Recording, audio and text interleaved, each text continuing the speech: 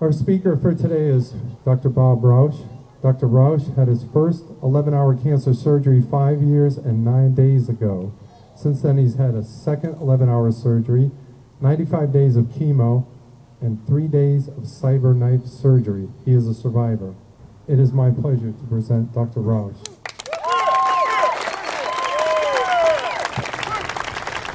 Thank you for a beautiful introduction. It took me a while to write that. And you read it really, really well. My goal today is to make hope real.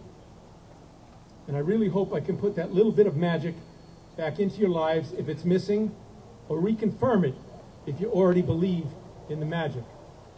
And I always figure it's nice to start a dissertation with a little magic, because it kind of keeps everyone a little curious, like, how do you do that and how's he going to bring it back?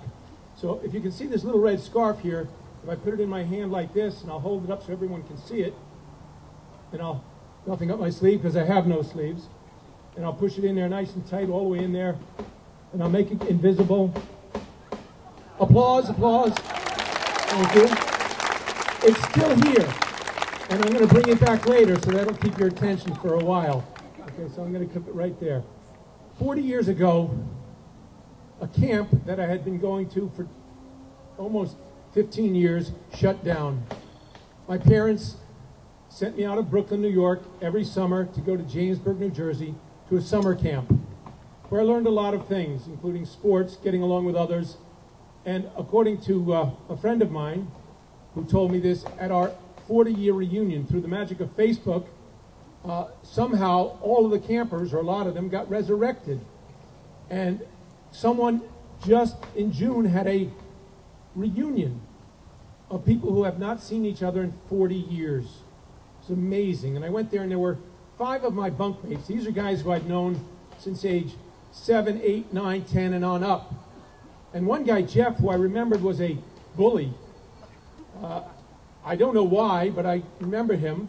And he sat down, and I told him I had cancer and was dealing with it, and wrote a book, and, you know, the surgeries and the chemos. And he said, you know, Robbie, actually, the only one who calls me Rob is Ken over there, my cancer survivor buddy. But he said, you know, Robbie, he says, I always loved something about you. Now, this is going back 40 years. I said, what? He said, every Thursday night, or every other Thursday night, they used to have boxing night at camp, where you'd put on the gloves, and 2 kids from each bunk would get in the middle of a ring in front of the whole camp, and they would box. Now, Kenny didn't want to get his hair messed up. Nobody'd fight Mike. He was too big. Harvey was a pacifist, and Howie was afraid.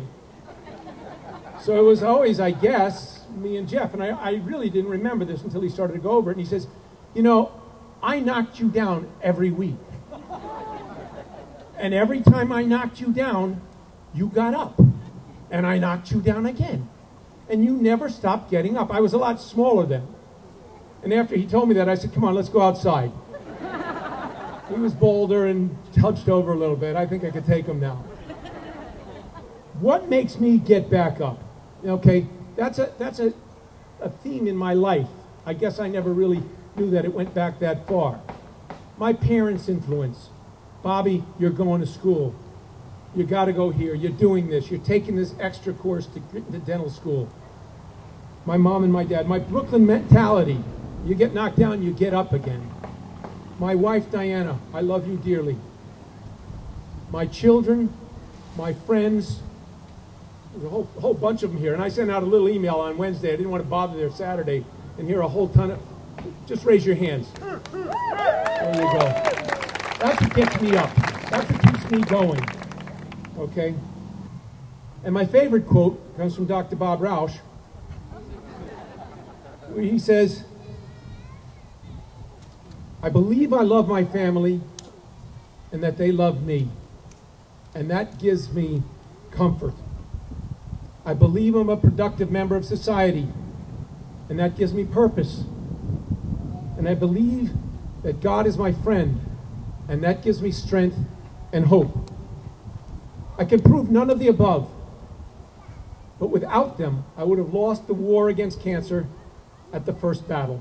Every one of us out here, we have a lot of mission to go, and we're not going to finish just yet. Applaud on that note.